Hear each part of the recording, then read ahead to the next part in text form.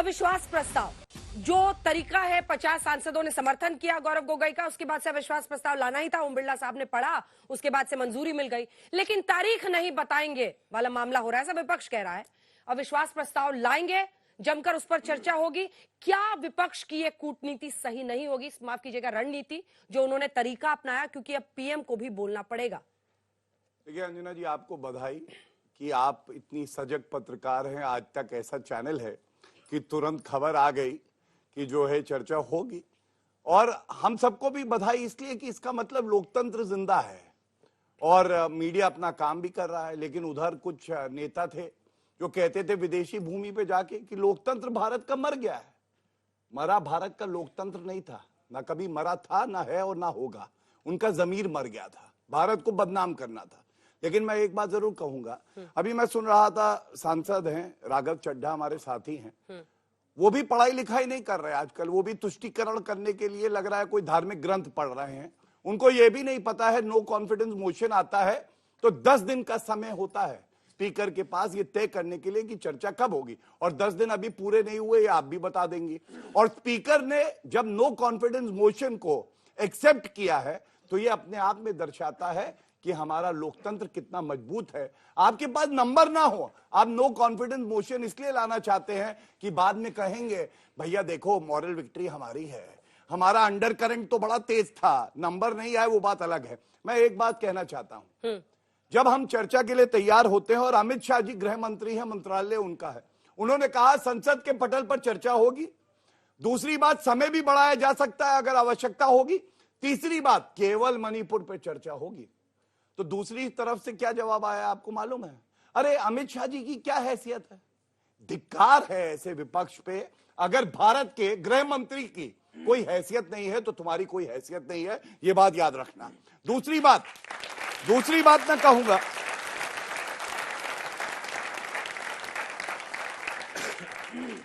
अंजना जी देश के प्रधानमंत्री हैं, ये वो पार्टियां हैं जो एक परिवार को ही अपना पूरा देश मान लेती हैं, और एक नरेंद्र मोदी जी हैं जो देश के सारे नागरिकों को अपना परिवार मानते हैं। वो शेर की तरह है, 56 इंच की छाती है। किसी महिला का अगर अपमान हुआ है, उसके न्याय की लड़ाई लड़ना किसकी जिम्मेदारी है? हमारी जिम्मेदारी है, और हम लड़ेंगे। और जिस दिन ये शेर दहाड़ेगा पार्लियामेंट में, आप देख लीजिएगा राहुल गांधी या तो आंख मार रहे होंगे या पार्लियामेंट छोड़ के भाग जाएंगे। एक बात और, पार्लियामेंट में है ही नहीं। एक बात और हाँ। नहीं, आपने सही कहा, वो पार्लियामेंट के बाहर है। अच्छा हाँ, ये भी तो है। तो जहां भी होंगे आंख मार लेंगे, कोई बात नहीं, ठीक है। लेकिन तीसरी बात मैं कहूंगा, आपको याद है एक मूवी आई थी कयामत से कयामत तक। पापा कहते हैं बड़ा नाम करेगा, बेटा हमारा बड़ा काम करेगा। इनके यहां पता था, पापा कहते हैं ये मेरा नाम बदनाम करेगा, पलटू राम बनेगा, बार बार पलटी मारने का काम करेगा। ये है ये दोनों। और मैं क्यों कहता हूं आपको बताऊं? जल्दी से पूरा हाँ, बस खत्म जल्दी खत्म हो चुके हैं, थोड़ा समय दीजिए, खत्म है, चिंता ना करिए। लोकतंत्र जिंदा है कि नहीं है ये बात बोली जाती है। पश्चिम बंगाल में 55 हमारे भारतीय मार दिए गए, कलकत्ता हाईकोर्ट ने फटकार लगाई। लोकतंत्र जिंदा है या मरा था ये पूछना चाहिए। 6337 बलात्कार के मामले राजस्थान में सबसे ज्यादा। पूछना चाहिए कि लोकतंत्र मरता है या नहीं मरता है। जिसको सेक्युलर बताते हैं IUML को राहुल गांधी, वो कहते हैं हिंदुओं को काट देंगे। लोकतंत्र मरता है या नहीं मरता? और बिहार चले जाते हैं, वहां पे विरोध होता है तो लाठी भाजी जाती है, गोली चलाई जाती है, हमारे कार्यकर्ता मर जाते हैं, वो भारतीय हैं। गला घुटता है या नहीं घुटता है? भारत के लोकतंत्र का ये सवाल का उत्तर दे दे, मैं खुद इनको गले लगा लूंगा, ये वादा करता हूं। चलिए जवाब दीजिए। खबर आ रही है 7 और 8 अगस्त को अविश्वास प्रस्ताव पर चर्चा, और प्रधानमंत्री जब शुरू होगा ये अविश्वास प्रस्ताव पर चर्चा तो वहां पर मौजूद रहेंगे। पहले तो राहुल गांधी जी पर व्यक्तिगत टिप्पणी की है, उनके पिता पर व्यक्तिगत टिप्पणी की है, तो उनके पिता ने अपने प्राणों को देश पर आहूत कर दिया, और एक क्षण भी नहीं गवाएंगे। अगर देश को आवश्यकता पड़ी तो वो और हम सब अपने प्राणों को राष्ट्र पर आहूत कर देंगे। आइए मैं ले चलता हूं मणिपुर की गलियों में आपको, महसूस कीजिए उसकी वेदना और ताप को। चीख निकली भी मगर होठों में घुटकर रह गई, छटपटाई वो निर्वस्त्र और ढह गई। कौन ढह गई जानते हैं आप? निर्वस्त्र वो ढह गई जिसका पति सीमाओं पर अपने प्राणों को आहूत करने के लिए कारगिल में तैनात था। उसकी पत्नी को निर्वस्त्र करके घुमाया गया, मगर देश के प्रधानमंत्री जी के संवेदनाओं के एक स्वर नहीं निकले।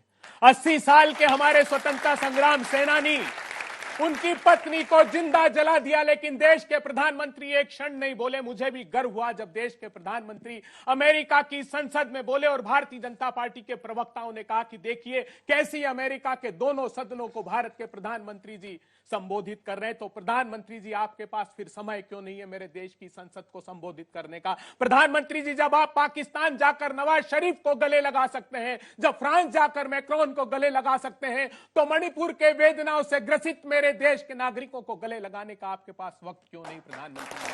प्रधानमंत्री जी, जब आप कर्नाटका में सत्ता की भूख मिटाने के लिए 3 मुख्यमंत्री बदल सकते हैं, जब गुजरात में 2 मुख्यमंत्री बदल सकते हैं प्रधानमंत्री जी, तो फिर क्यों जो आकंठ पाप और भ्रष्टाचार में डूबा मणिपुर का मुख्यमंत्री है उसको बदलने का वक्त आपके पास क्यों नहीं है? वहां की पुलिस अधिकारी ने हाई कोर्ट में एफिडेविट फाइल करके कहा प्रधानमंत्री जी कि ड्रग माफियाओं को बचाने का काम वहां के मुख्यमंत्री कर रहे हैं। आपके दिल्ली के दरवाजे पर आकर आपके एमएलए ने कहा प्रधानमंत्री जी कि वहां की सरकार प्रायोजित हिंसा करा रही है, उसको मिलने का वक्त भी आपने प्रधानमंत्री जी नहीं दिया। तब मुझे ये पीड़ा और वेदना होती है। जहां तक बात सदन में बात करने की है, तो आज मैं संवैधानिक दृष्टिकोण से एक बात साफ कर देना चाहता हूं। ये बार बार कहते हैं कि अविश्वास का प्रस्ताव पारित हो गया तो हमने स्वीकार लिया, फिर चर्चा की क्या आवश्यकता? नहीं, अविश्वास का प्रस्ताव सिर्फ लोकसभा में, देश के संविधान का आर्टिकल 75(3) ये कहता है कि मंत्रिमंडल सामूहिक रूप से जिम्मेदार होगा, तो सिर्फ लोकसभा में लाया जा सकता है।